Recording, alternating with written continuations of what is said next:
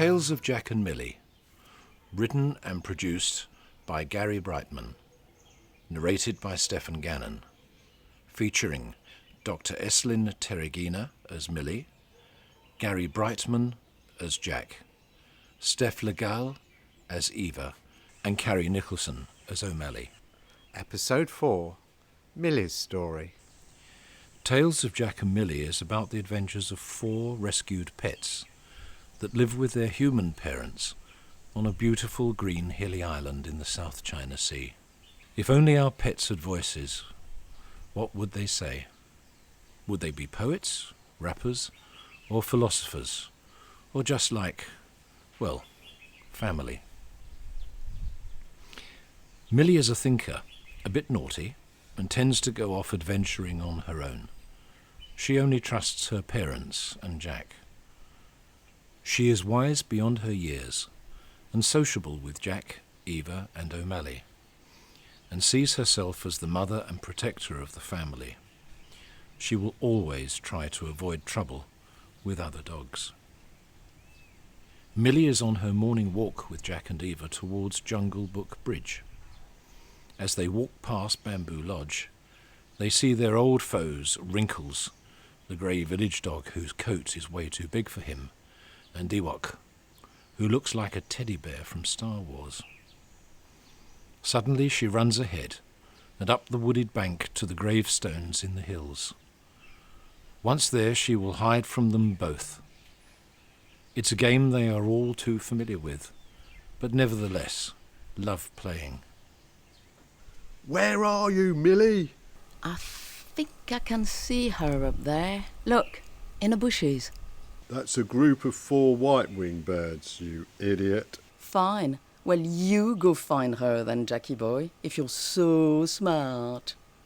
I'll use my finely tuned sense of smell and hearing. Jack stares at Eeva and raises an eyebrow. They both howl with laughter. Jack runs ahead, stopping every 30 metres and looking around. Eeva catches up with him each time and runs underneath him and puts her nose to the ground.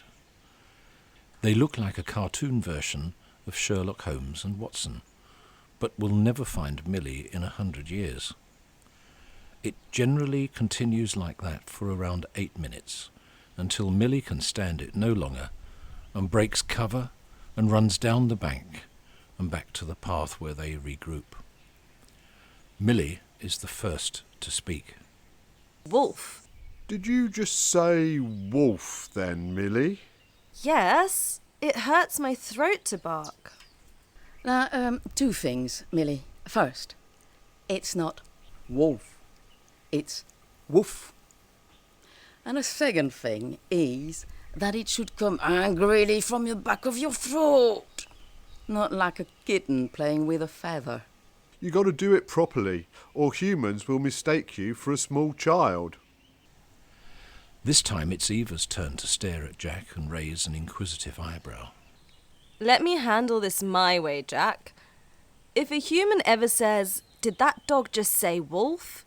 that's when I bark. Ultimately, it saves the larynx. I thought that was a deodorant.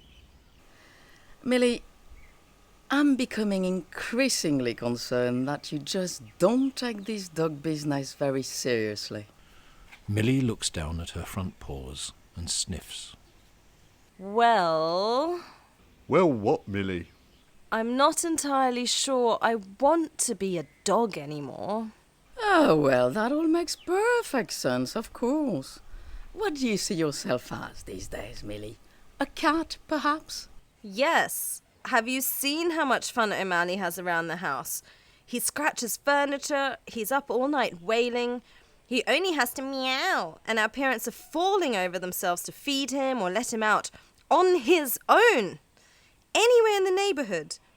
I mean, outside the gate. Why does he get to have all the fun?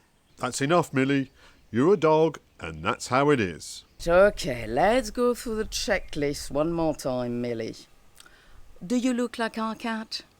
No, you're too big. Do you make a lot of noise like our cat? And no, you hardly make a squeak. Do you sleep soundly all night? Yes, you do. You even snore. Can you weave elegantly in and out of chair legs?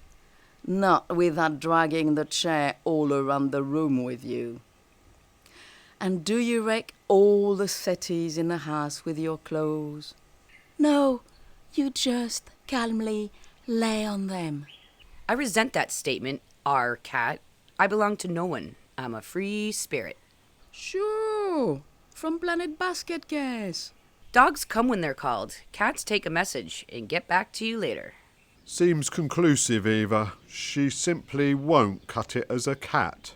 But cats have such a cooler life. Look at O'Malley. He has a mobile phone. He goes out for breakfast with his girlfriends. You want to be a cat, Millie? I got your back. Just follow my lead and everything will drop into place. Just ignore everyone. Ignore everyone. Got it. Just walk around the house, and no matter what time it is, wail at the top of your lungs. Start low and finish high. Wail a lot. Got it. If someone like Daddy pets you, scratch and bite him like you hate it. But try not to purr, because that will give the game away. Scratch and bite Daddy. Got it. Be happy, but never satisfied. What, another Bruce Lee quote? And that's the first lesson, my dear. Tomorrow, I'll show you how to weave around furniture and wind up Jack. I think I'm going to like this new role. In this series, we will feature one of Aesop's fables in each episode.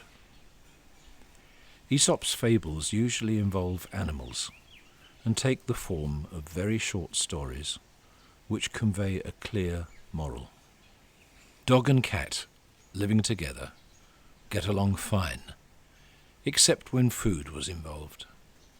Never were two creatures happier together than dogs and cat, reared in the same house from a very early age.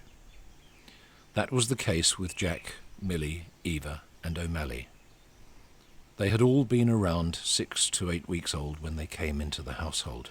O'Malley would take great pleasure in hiding out of sight from one of the dogs, and then ambushing them as they came around the corner. He would jump up at them and try to hug them with his paws. On any given day, there were headless toys strewn across the lounge and kitchen floors. Kapok everywhere, but not a full teddy to spare. Jack and Millie arguing over the dogs' beds. O'Malley constantly wailing,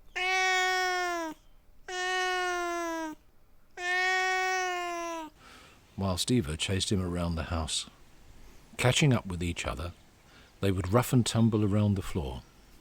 Eeva and Jack would always fight over the teddies, tearing at them in a tug of war. When a human sat on the sofa, all three dogs would join. Millie on the left, Eeva on the right, and Jack along the legs. Always the same, like a dog montage. Whilst O'Malley would entertain them by leaping across the lounge at high speed, using his butt for a brake against furniture as he skidded along. O'Malley would do anything to make them all laugh or scream at him. He had so much energy in the evenings.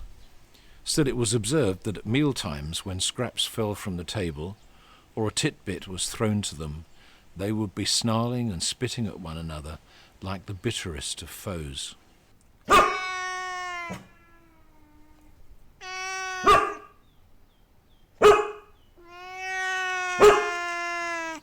So there you have it. The Aesop's fable of the dogs and the cat. There is a lesson to be learned from this fable. To start with, Jack, Millie, Eeva, and O'Malley didn't share their toys or their time together. But as time went by, they found that they could have fun with each other, and eventually the problem was solved by being nice and sharing. So, do you still want to be a cat, Millie? Absolutely, my dopey dog brother. We gotta stick together, Millie. Pretty cool having a big sister who can stick up for me in a gangland fight. Surely you mean gangland parties? No, we play quite rough out there at night. I mean, there's rules, of course, but there's an honor for each household also. But I don't want to fight with cats. They only play fight, Millie. But what if someone gets hurt? Nah, we don't get hurt. We're smarter than that. But I'm a dog. Wolf. Why don't you train to be an indoor cat, Millie? Oh, yeah. Great idea. All the fun of being a cat, but without the danger. I like it. Indoors is for losers. Well, my eyesight isn't brilliant, so better I stick to walking out in the daytime with my parents. In that case, I'm not training you. Only the best of the best can become cats. Stupid rule. You're just saying whatever comes into your head now. I'm not in this world to live up to your expectations, and you're not in this world to live up to mine. Hey, this time I'm sure it's Bruce Lee.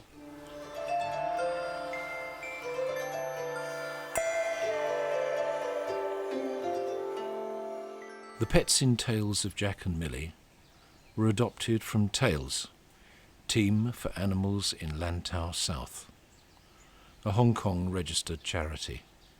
For further information, you can visit their website at taleslantau.org or Facebook at Tales Lantau or Instagram at tales.lantau. These stories, of which this is the fourth in the series, are about 3 dogs and a cat. They had nothing going for them and no hope for a secure and happy future until they were given a home by a human family.